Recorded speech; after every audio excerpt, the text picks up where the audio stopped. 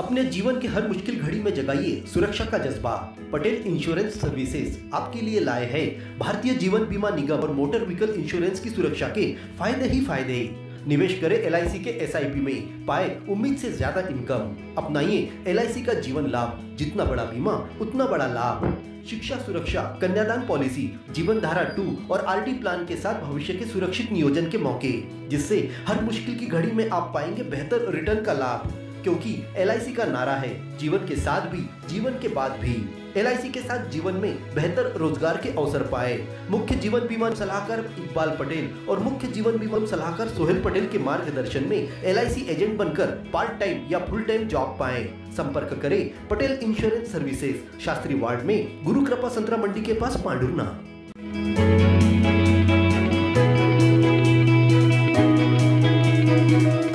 केंद्रीय बजट की अवधारणा को लोगों तक पहुंचाने के उद्देश्य से सांसद विवेक बंटी साहू ने पांडुरना में प्रेस वार्ता लेकर जानकारी दी। उन्होंने कहा कि सतत विकास के मानकों को ध्यान में रखकर विश्व स्तर पर भारत को आगे ले जाने का प्रयास बजट में किया गया है। प्रधानमंत्री नरेंद्र मोदी के नेतृत्व में भारत को 2047 तक विकसित राष्ट्र बनाने के लिए 5 लक्ष्य सामने रखकर बजट बनाया गया है।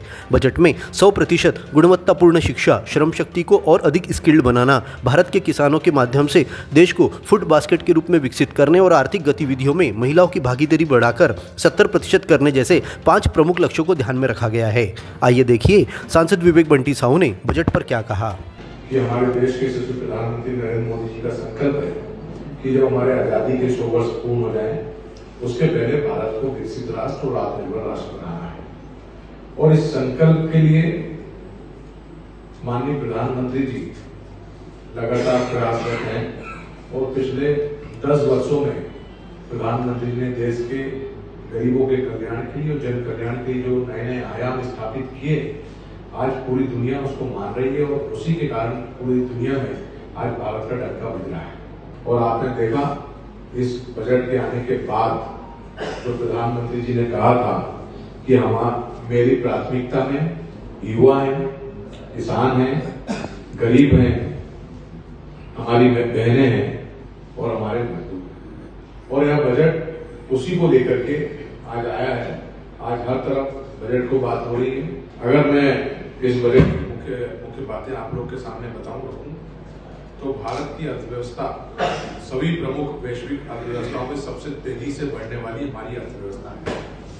जैसे मैंने पहले कहा, युवा, अन्नदाता, हमारी बहनें, किसान, मजदूरों पर सरकार का ध्यान केंद्रित है। और पिछले 10 वर्षों में सरकार ने जो काम करी है, सबका साथ, सबका विकास, सबका विश्वास और सबका प्रयास, इस मंत्र को लेकर के काम करी है। तो आज आप देखेंगे कि पिछले 10 वर्षों में प्रधानमंत्री जी के द्वारा 4 करोड़ से अधिक प्रधानमंत्री आवास बनाए गए।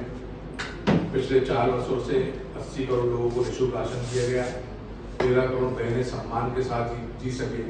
पिछले 13 करोड़ निःशुल्क शौचालय बनवाए गए। देश के 55 करोड़ लोगों को दुनिया की सबसे बड़ी स्वास्थ्य योजना ला करके देश के 55 करोड़ लोगों को आयुष्मान भारत योजना के माध्यम से 5 लाख रुपए निःशुल्क इलाज का अधिकार दिया गया। इसमें सिर्फ 7 करोड़ लोग, हमारे 70 वर्ष से अधिक उम्र के जो लोग हैं, 7 करोड़ बुजुर्गों को जोड़ा गया। तो ऐसे 62 करोड़ लोगों को इसका लाभ मिल रहा है। अच्छी तरीके से संचालित निर्यातक MSME के लिए 20 करोड़ रुपए तक के सावधि ऋण की व्यवस्था की गई है।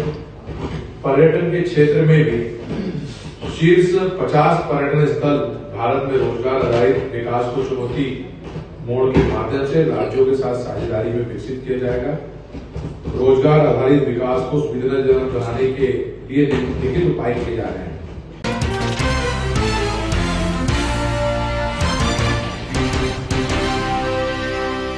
लक्ष्मी स्मृति भवन में आयोजित आशा उषा कार्यकर्ता संगठन में पहुंचे सांसद विवेक बंटी साहू ने संबोधित करते हुए कहा कि केंद्र हो या राज्य सरकार की प्रत्येक योजना को घर घर तक पहुंचाने का असली काम आशा उषा कार्यकर्ता बहनें करती है। मैं जानता हूं महिला होने के नाते आपको दुगनी समस्या का सामना करना पड़ रहा है। एक और नौकरी और दूसरी ओर घर परिवार को संभालना पड़ता है, फिर भी आप अपने काम को पूरी निष्ठा ईमानदारी से करती है। आपके इस काम को देखकर यही कहना चाहता हूँ कि जो भी आपकी समस्या हो मेरी समस्या है, इनको दूर करना मेरी जवाबदारी है। कार्यकर्ता बैठी और जो प्रधानमंत्री हमारे नरेंद्र मोदी जी की योजनाएं हैं या हमारे प्रदेश के यशस्वी मुख्यमंत्री डॉक्टर मोहन यादव जी की जो योजनाएं हैं अगर धरातल में पहुंचाने का कोई सबसे बड़ा काम करती है तो हमारी आशा उषा बहने काम करती है। आप लोगों ने विपरीत परिस्थितियों में भी काम किया और कई बार चुनौती भी आती है काम करने की, लेकिन मैं आपको विश्वास दिलाता हूँ हमारी भारतीय जनता पार्टी की सरकार, मोदी जी की सरकार, डॉक्टर मोहन यादव जी की सरकार आपके साथ में है और आपका भाई मनोज साहू भी आपके साथ में है।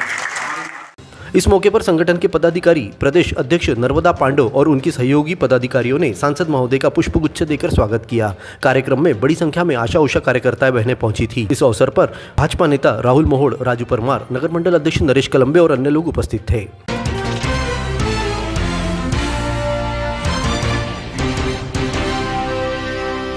कपास के बाजार भाव अचानक कम होने से किसानों को वरुड़ रोड पर बने सीसीआई कपास खरीदी केंद्र की ओर रुख करना पड़ रहा है, लेकिन यहां सर्वर क्रैश होने की समस्या के चलते बीते एक सप्ताह से खरीदी बंद होने की बात कही गई है। किसान शुरू से ही कपास के दाम 10,000 प्रति क्विंटल देने की मांग कर रहे हैं, लेकिन बाजार के उतार चढ़ाव के बीच किसानों को बाजार भाव 6500 से 6,900 रुपये तक दिए जा रहे हैं। केंद्र सरकार द्वारा खोले गए सीसीआई कपास खरीदी केंद्र पर कपास के दाम 7,435 रुपये प्रति क्विंटल है। इसीलिए किसान अपनी मेहनत से उत्पन्न की उपज को बेचने इस केंद्र की ओर जा रहे हैं। यहाँ भी उन्हें मायूसी हाथ लग रही है। वरुड़ रोड पर स्थित पालीवाल जिनिंग एंड मिल में खुले सीसीआई केंद्र पर 3,000 क्विंटल कपास खरीदी की जा सकी है। केंद्र पर खरीदी बंद होने से किसानों को प्रति क्विंटल 400 से 500 रुपए का नुकसान हो रहा है। सीसीआई केंद्र पर अब समय किसानों को लाभ पहुंचाने का आया तो सर्वर की समस्या पता कर केंद्र से लौटाया जा रहा है, जिससे किसान बेहद चिंतित और मायूस नजर आ रहे हैं।